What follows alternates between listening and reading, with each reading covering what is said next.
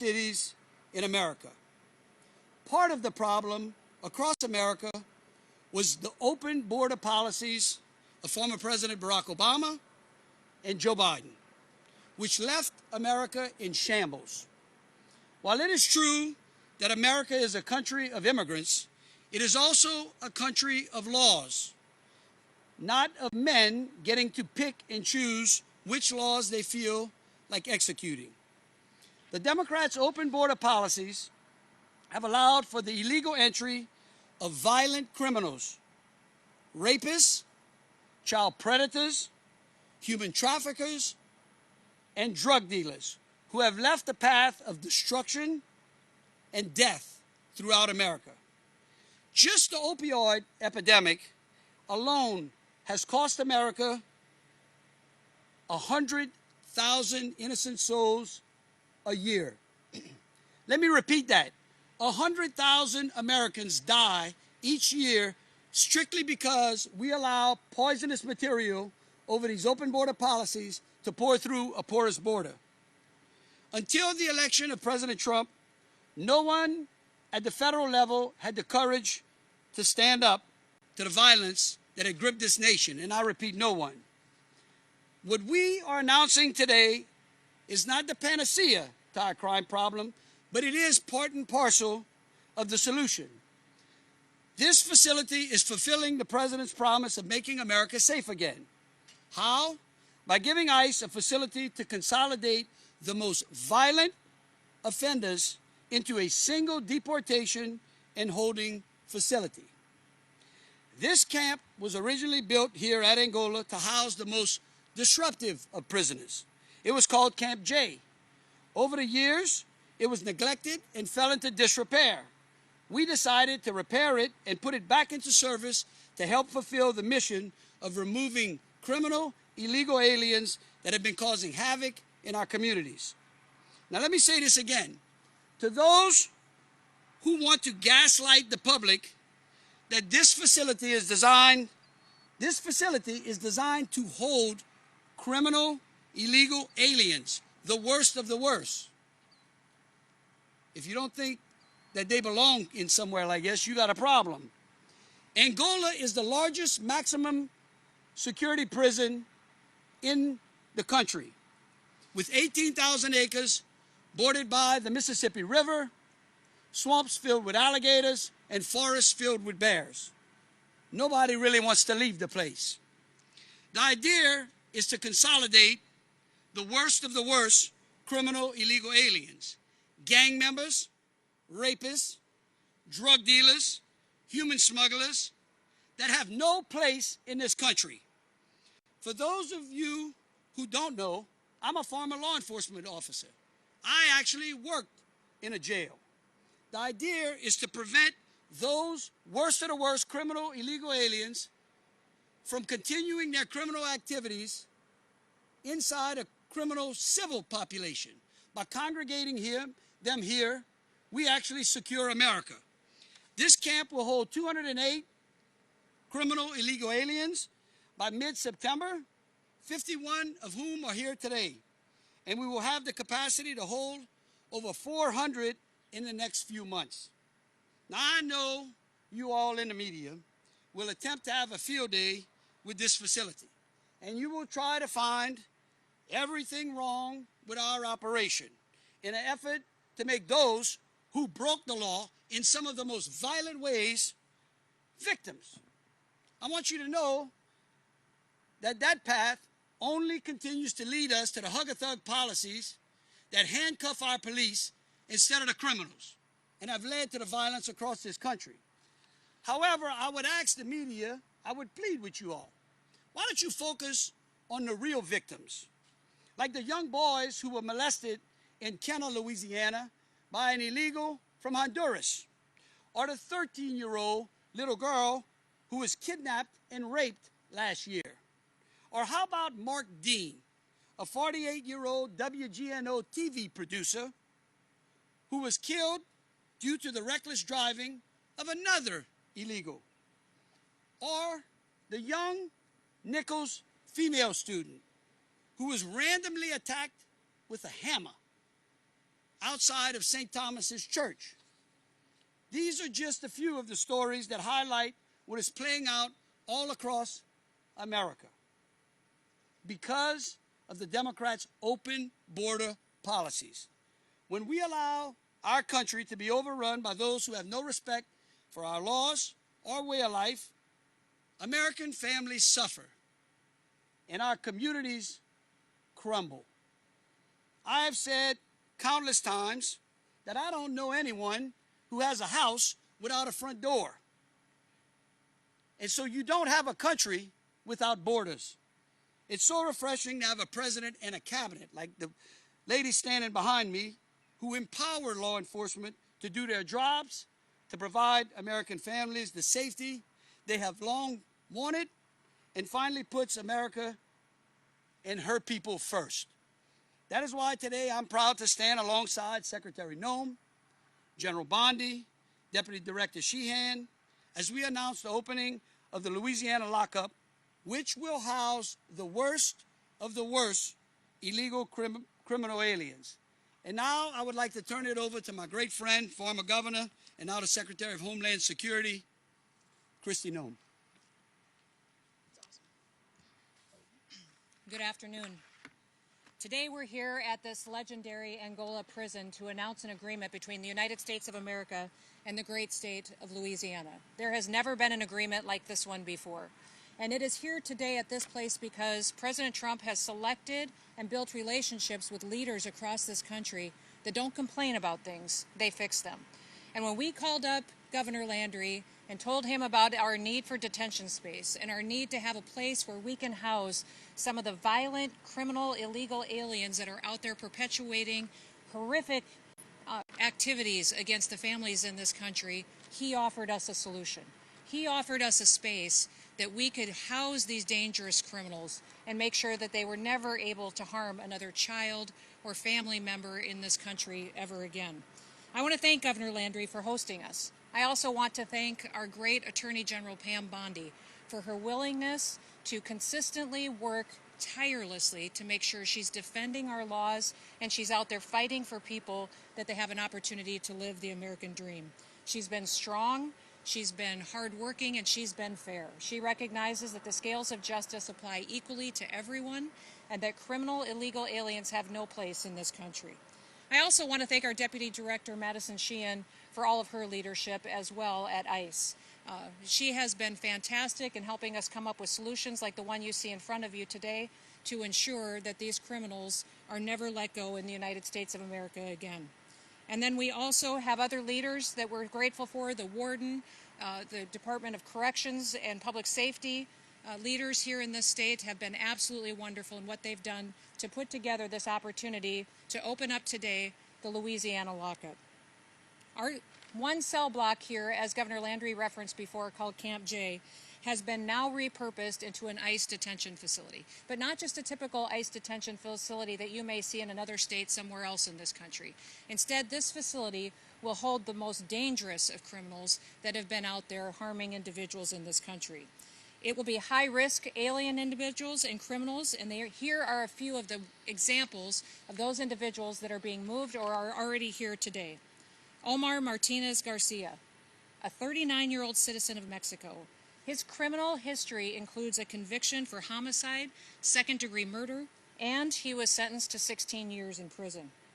We have Rafael Ojeda Acosta, a 70-year-old Cuban man who was convicted of rape with a weapon and forcible sodomy. He was sentenced to 60 years in prison, and he will be living here from now on. We also have Humberto Vargas Lopez, a 55-year-old illegal alien from Cuba, who's been convicted of aggravated rape, aggravated burglary, possession of marijuana and cocaine, obstruction of a public officer, and battery with a deadly weapon with serious bodily harm. Altogether, he was sentenced to 29 years in prison. We also have Julio Lavera Avila, a 30-year-old illegal alien from Mexico. He was convicted of battery, family violence, and cruelty to children in the third degree. He was sentenced to 19 years. And Olvin Rodriguez Instervova, a 22-year-old illegal alien from Honduras. was arrested in March on outstanding warrants of 394 counts of pornography involving juveniles, as well as 2 counts of sexual abuse of an animal. President Trump and I are committed. We're committed to making America safe again, and that means arresting many criminal illegal aliens as possible and then making sure we're getting them off of our streets. We're bringing them to justice, and we're making our communities safer. President Trump's One Big Beautiful Bill has provided the funding for tens of thousands of new detention facilities and beds across this country. That bill also funds the 287G program that helps us build law enforcement agreements with local communities and state leaderships. With the rate of arrests and deportations as high as it's been, we need all the help that we can get to increase our detention space. Louisiana is one of several states that is stepping up to help solve these problems, but they're doing it in an unprecedented way.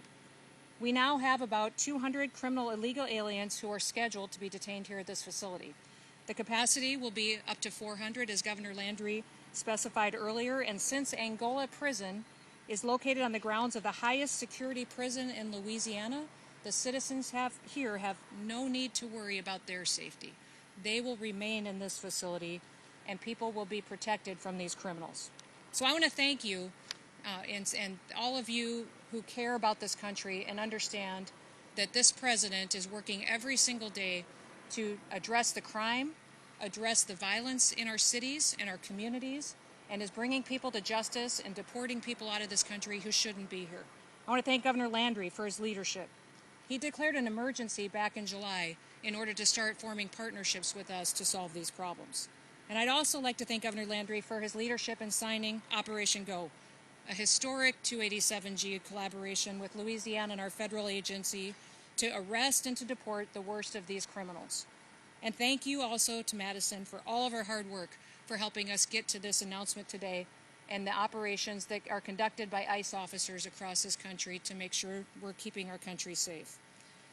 Madison knows Louisiana very well. She did great work for Governor Landry when she was here, and she is doing great work in the United States of America and Washington, D.C. as well. I also want to thank Gary Westcott, the Secretary of the Department of Public Safety and Corrections here in Louisiana, for all of his partnership and leadership of his agency. And Scott Ladwig, Acting Field Office Director for ICE ERO, that's in New Orleans, and special thanks to Warden Daryl Vanoy, who returned to serve as warden here at Angola last year, after he'd already served as warden once before. He knows this facility well. In fact, he probably knows it better than anyone else.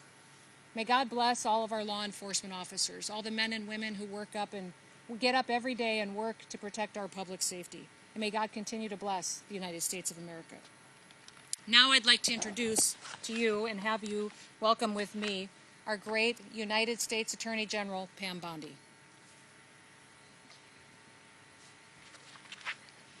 Thank you, Secretary Noem, for your tireless work keeping our country safe, making our country safe. And Governor Landry, thank you for your partnership with the Trump administration to make Louisiana safe and, in turn, make America safe. We're working to secure our borders, remove dangerous illegal aliens, stop drug and human smuggling, and lock up these criminals as long as we can in our prisons.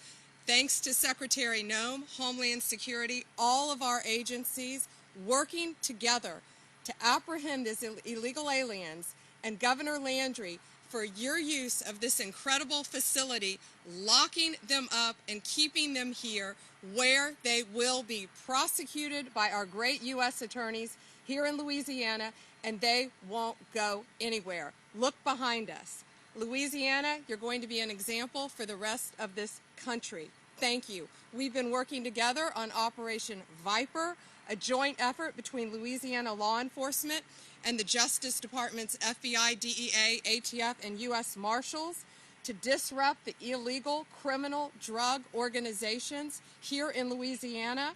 Over a 3-week span, we got 140 violent criminals arrested, more than 100 firearms seized, $250,000 in cash, fentanyl, meth, cocaine taken off the streets as a result of everyone working together. The Middle District of Louisiana, 52 federal indictments, 68 defendants. Eastern District of Louisiana, dozens of kilos of fentanyl seized and other deadly drugs linked to CJNG and Sinaloa cartels. They have been seized. Our U.S. attorneys have charged nearly 100 defendants with illegal immigration offenses, and now we have a place to house them all. One example, Miguel Dominguez, who came here illegally from Honduras. In June, he entered our country. He entered a plea in June with 4 counts, one including a firearms charge and illegally distributing cocaine throughout Louisiana. He entered a plea, he will be sentenced, and he will serve his sentence in our country in an American prison because he was committing crimes against Americans. As part of Louisiana's Operation Go, it is a national model for states seeking to protect their citizens. We're going after gang members, human traffickers, drug dealers, and other violent illegal aliens, all working hand in hand. And Secretary Noem, again, thank you for everything you're doing in Madison to take all of these illegal criminals off the streets, and we will do everything in our power to prosecute them. And Governor Landry, thank you for working hand in hand with all of our federal agencies, because it takes all of us working together, and that's what Donald Trump has always said, to make America safe again. Thank you all.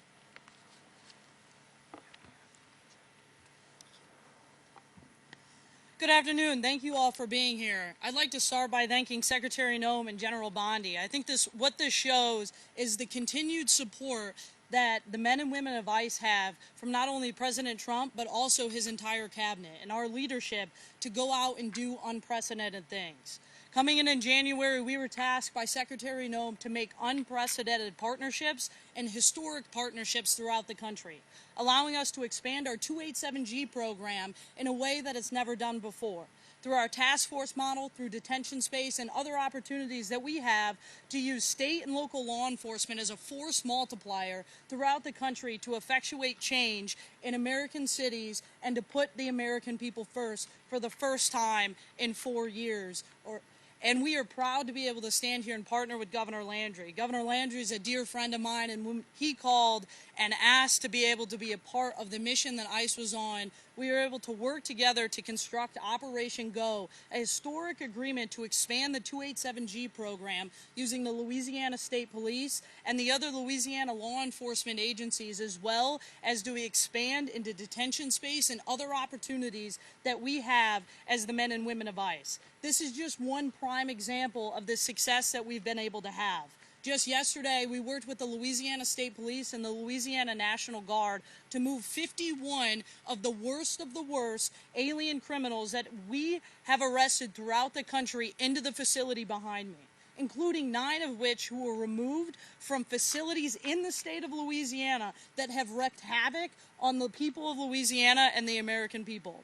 I'm proud to be able to stand here today and have the support from Secretary Noem and General Bondi and Governor Landry to be able to put together an historic opportunity to put the American people first, to allow the handcuffs to come off of ICE officers and put the handcuffs on the criminals. And you've seen us do this time and time again in cities all over this country, and we will continue to do that in the state of Louisiana, and we'll be able to bring them right here to Angola to secure them so that way they can then be repatriated to the country that they came from and no longer cause harm to the American people. Governor, thank you for doing this today. Secretary Noem and Attorney General Bondi, we are grateful for your leadership with President Trump to be able to make the Louisiana lockup happen. Thank you. In closing, I want to thank the President for appointing such unbelievable women warrior leaders like those standing behind me, who have compassion for American families whose communities have continued to crumble under the violence that has plagued this nation over the past decade or so. I also would like to thank the people of Louisiana for giving me an opportunity to make Louisiana a safe place, a prosperous place, where you want to come and raise a family. Because I always said in Louisiana that hospitality may have been born in the South, but it was perfected in Louisiana. And we want people to come to Louisiana and know that it's a safe place. Thank you. With that, we'll take any questions. We'll go from left to right. Yes, good afternoon to all of you. I'm Cesar Munoz from Jambalaya News Hispanic Radio. When you say the worst of the worst, are those the ones that are incarcerated here now, or are you going to bring them from other parts of the country? We will take whatever ICE sends us as they go through their roster of some of the worst of the worst criminal illegal aliens. How much is the federal government paying Louisiana to host the detention center, and are they paying to renovate the camp as well? Look, here's what I'll tell you. This camp was renovated and will be operated at a fraction of the cost of other camps around the nation. That was the instructions by the president.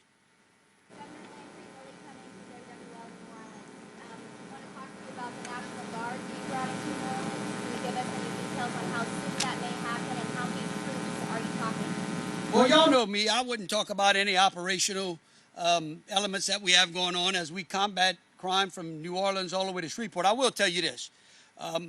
Both General Bondi and Secretary Noem have been here since January of this year. Remember, both of them visited New Orleans during that awful terrorist attack on New Year's Day. We don't talk about operations that are ongoing. We only deliver the results after. Thank you. Governor, how long did it take to transform this facility into Louisiana lockup? What was the work that was required to do that? And are there any plans to build another facility like this one in the state of Louisiana? Well, look, right now I'll tell you that Warden Vanoy and his group here and our staff over at the governor's office worked day and night probably for over 30 or 45 days putting this thing together because we needed a place like this as fast as we could. The country needs a place where we can consolidate these violent, illegal, criminal aliens. We're going to ramp this place up to about over 400 in the next few months. And then we will wait and see what ICE may have for us later. Governor, when you say worst of the worst, is that based off of allegations or convictions? And what will their day-to-day life look like? Will it be similar to the inmates at Angola? Well, what would you expect of those who commit some of the worst, their daylight to be? What is the day life of the victims, of their victims? At least think about that. I can promise you this, that their day here is better than the day in walking in the footsteps of some of their victims, many of whom are no longer on this earth. NBC on behalf of the pool, what are the detention standards at this facility? I know just bouncing off of that, is this an ICE facility, a state facility? If it's not going to be an ICE facility, will these inmates have access to attorneys? All of the procedures that we will be following here will be based upon ICE's procedures. Oh, you want to? Yeah, sure.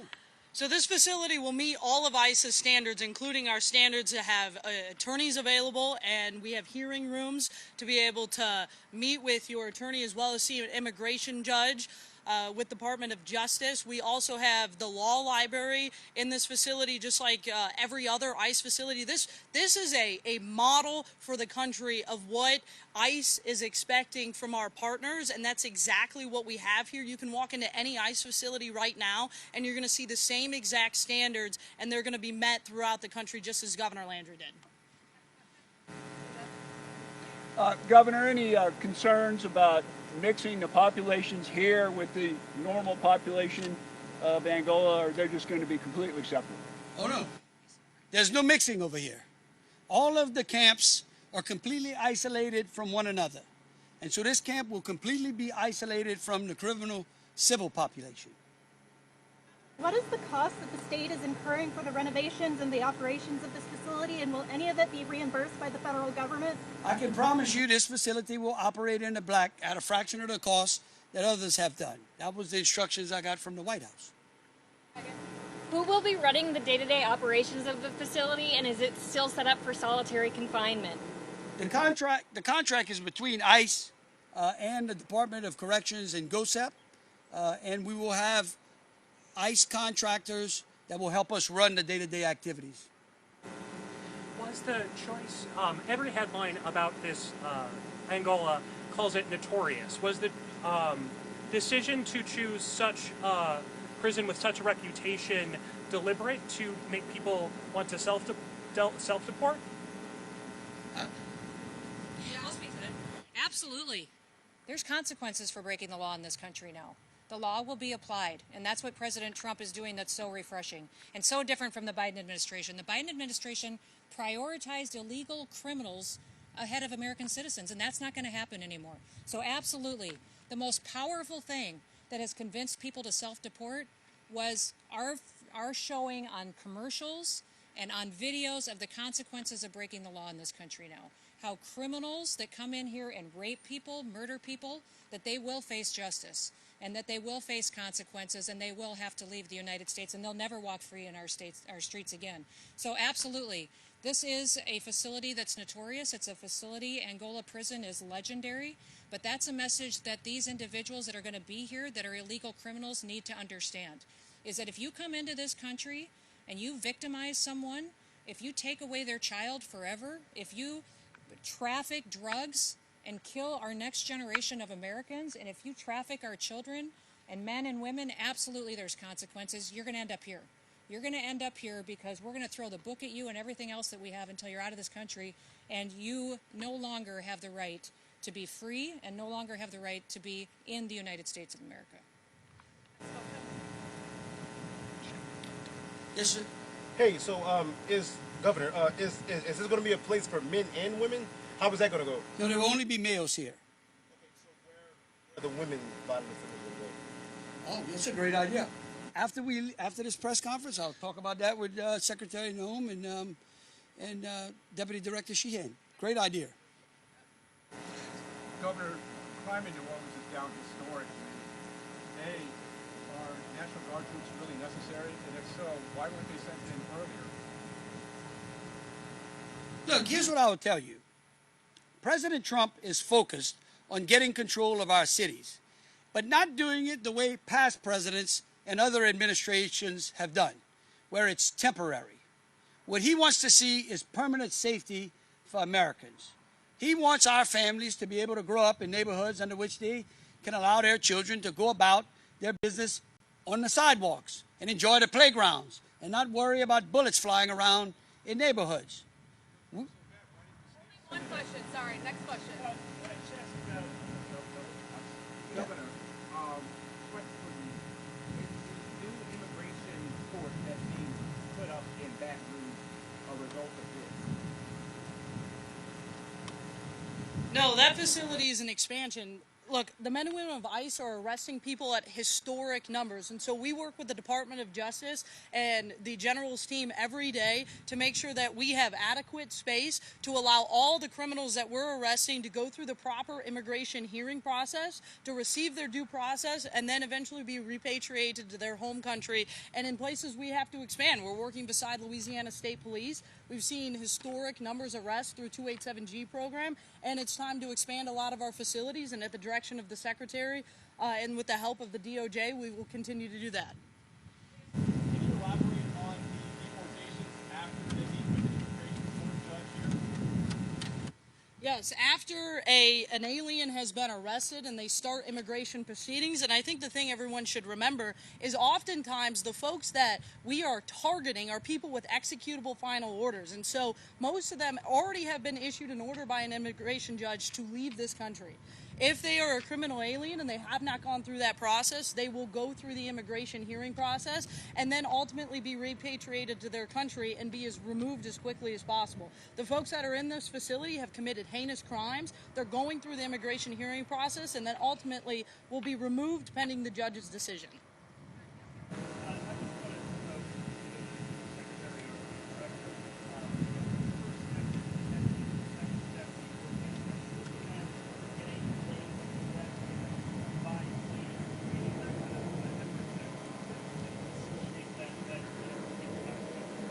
We know the previous administration allowed millions of people to invade this country that are illegals, illegal criminals, and people that need to go home.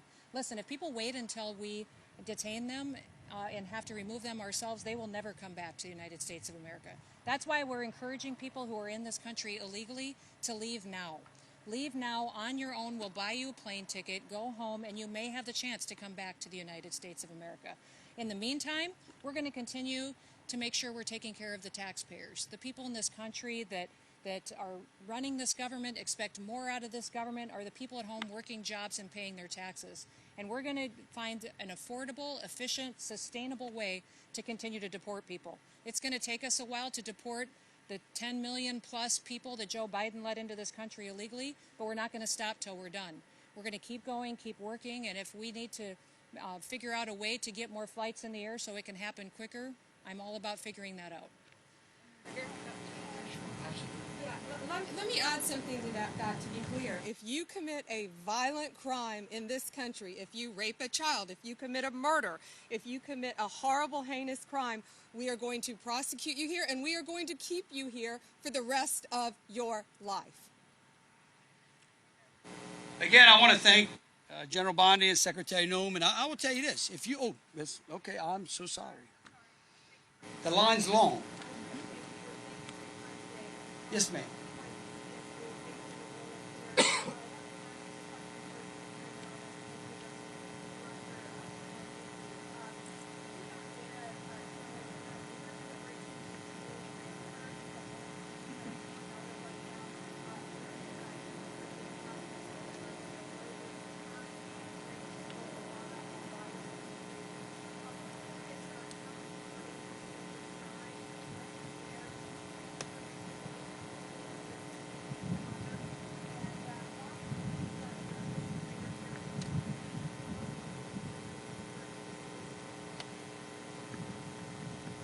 I'll say a few things and then I'll let Deputy Director Sheahan answer as well. But this specific facility is going to host the most dangerous criminal illegal aliens in the country. So we are moving individuals from other facilities to this place because it is so secure, because they have a reputation for making sure that when people come here, they don't get out and they aren't able to impact the civilian population outside of these fences and outside of these walls. So yes, those individuals are being moved from other facilities around the country to be here so that they are co-located and that this security here that is so excellent can continue to overwatch on them. I would say that we move people to other detention facilities for logistics, based on what country they're being repatriated home to, where flights are going, what we need to do to build efficiencies, and we will continue to do that as we need to deport people out of the country and to take them back home. Any more? One more? Last question.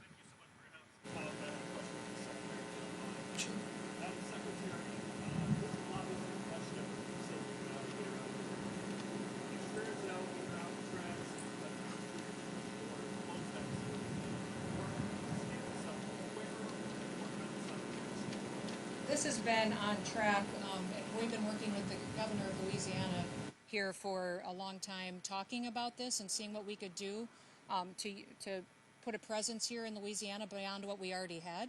It's a different facility than Alligator Alcatraz, and listen, we're going to comply with judges' orders, but we're going to continue to appeal those decisions because we believe that was an activist judge who made a wrong decision, and we're going to continue to build partnerships with states and with local law enforcement because we find that the standards that are being met, our federal detention standards, are excellent. These states are making decisions that are good run facilities that are also more accountable, lower cost, and are responsive. They can be shorter term contracts and they can be very, moved place to place based on where the need is as far as where we're returning people home to.